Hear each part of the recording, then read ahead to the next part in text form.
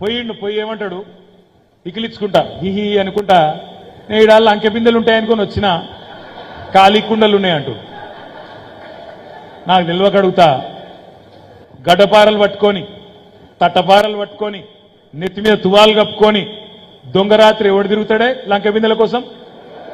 ఎవరు పాడుబడ్డ గడిలల్లో పాడుబడ్డ గుడులలో ఎవడు తిరుగుతాడో లగాయని చెప్పాలి మరి రేవంత్ రెడ్డి ఇదివరకు ఏం పని చేస్తున్నాడో నాకే తెలియదు కానీ లంక బిందెలు కావన్నాడు ఆయనకు లంక బిందెలు ముఖ్యమంత్రి కూడా లంక బిందెల కోసం తిరుగుతాడే ఇంకా ఎంత గలీజు మాటలు నా కొడుకుల్లారా కత్తిరిస్తా జేబుల కత్తెర పెట్టుకొని తిరుగుతున్నా మెడల పేగులు వేసుకుంటా అరే నువ్వేమైనా బోటి కొట్టేటోని వారా నాకు అర్థం కాదు మెడల పేగులు వేసుకొని తిరిగేటందుకు నాకు అర్థమే కదా జేబుల కత్తెర పెట్టుకొని తిరుగుతున్నా నాకు ఇక్కడికి వచ్చేటప్పుడు మా జగదీష్ రెడ్డి అన్న ఫోన్ చేసిండు మా సూర్యాపేట ఎమ్మెల్యే మాజీ మంత్రి నిన్న మొన్న ఏమైందట అంటే అక్కడ సూర్యాపేటలో బస్సు ఇక ఫ్రీ బస్సు బాగా రష్ ఉంటుంది కదా అందులో జేబులు కొట్టుడు కూడా చాలా అయిందట ఆయనది ఏమైంది సూర్యాపేటలో గిట్టనే ఒకళ్ళు జేబులు కొట్టేస్తే వాళ్ళు ఒక పిల్లగాని పట్టుకొని వాని పోలీసులకు అప్పచెప్పారు పోలీసు వాళ్ళు ఆయన 2 చంపితే కూడా 100 దగ్గర ఏం దొరకలే వాని మీద పర్సు లేదు పైసలు లేవు ఏం లేవు దౌడమికలు 2 చంపితే కూడా ఏం దొరకలే ఆఖరికి జేబులకి వెళ్ళి మాత్రం కత్తెరెళ్ళింది వాడిని అడిగిరాడా మరి నువ్వు జేబు దొంగ కాకపోతే కత్తెర ఎందుకు పెట్టుకున్నావు అని అవు సార్ నన్ను అడుగుతున్నావు మరి రేవంత్ రెడ్డిని అడుగుపో ఆయన ఎందుకు పట్టుక తిరుగుతుండవు గిట్లున్నది కథ ముఖ్యమంత్రి ఇక మన కర్మ కాకపోతే గిన్న మన ముఖ్యమంత్రి ఆయన మాట్లాడే మాటలు దౌర్భాగ్యానికి మనం వినాలి ఏం మాటలే అవి నాకు అర్థం కాదు 70 ఏళ్ల వయసున్న కేసీఆర్ను పట్టుకొని 14 ఏళ్లు పోరాడి తెలంగాణ తెచ్చిన నాయకుడు తెలంగాణ సాధకుడు కలలో కూడా ఊహించని విధంగా అసాధ్యాన్ని సుసాధ్యం చేసిన నాయకుడిని పట్టుకొని ఆయన మాట్లాడే మాటలు వింటలేరా మీరు చూస్తలేరా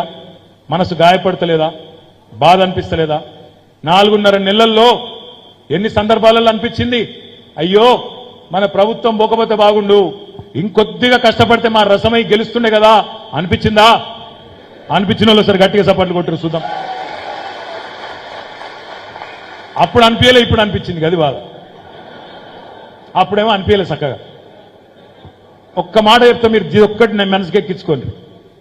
ఎంత తేడా అయింది మన కాళ్ళ కాంగ్రెస్ వాళ్ళకు 1.8% అంటే ఎంత 118 ఓట్లు 118 కాదు 101.8 ఓట్లు 1018 ఓట్లు 1000 అంటే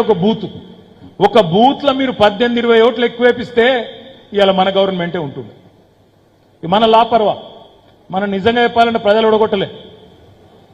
ఓడగొట్టలే మనది మనమే ఓడించుకున్నాం ఇది పక్కా మనది మనమే అంటే మీదున్నోళ్ళు కిందున్నోళ్ళు అందరం మీదున్నోళ్ళు ఏం సత్యపూసలు మీరు మంచిగా లేరు అంటలేను అందరం ఒకళ్ళ మీద ఒకళ్ళకి ఈరిసా కారు ఓవర్లోడ్ అయింది నేను ఒక మాట్లాడతా మీరు చెప్పురే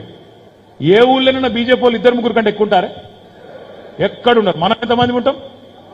100-150 ఉంటామా నేను పోతే అప్పుడప్పుడు ఊళ్ళకు ప్రోగ్రాంలోకి పోతే ఎక్కడ పోయినా 100-150 మంది వస్తారు మళ్ళీ డబ్బాలు తెరిస్తే మాత్రం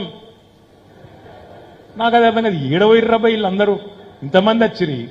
ఇంత హడావుడి ఉండే మరి డబ్బాలు తెరితేనేమో ఓట్లు రాలి ఏం సంగతి అంటే మన దాంట్లో మనకే ఐకమత్యం లోపించింది ఒకళ్ళకు పెత్తనం ఇస్తే ఇంకోళ్ళకు నచ్చదు నేను శేఖర్ గౌడ్ పేరు చెప్పినా అనుకో ఇప్పుడు మిగతా వాళ్ళకి నచ్చదు మానకొండూరు మండలంలో నేను దేవేందర్ రెడ్డి పేరు చెప్పినా అనుకో ఇంకొంతమందికి నచ్చదు శ్రీనివాసరెడ్డి పేరు చెప్పినా అనుకో శంకరపట్నంలో కేశవపట్నంలో ఇంకొంతమందికి నచ్చదు సిద్ధంవేణి పేరు చెప్పినా అనుకో ఇంకో 2-3 ఉంటారు అలిగేటోళ్ళు గిది బాల మర్చిపోతున్నాం మనం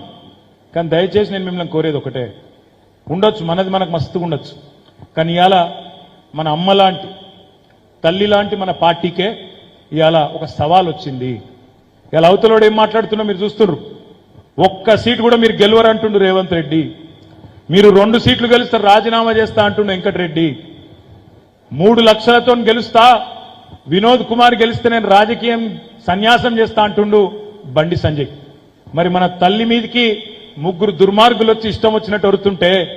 మన తల్లినే అటాక్ చేసే ప్రయత్నం చేస్తుంటే మన అమ్మనే ఇలా ఖతం చేసే ప్రయత్నం చేస్తుంటే ఇప్పటికన్నా రేషం రాదా ఇప్పటికన్నా కలిసి పనిచేయలేమా ఆలోచించండి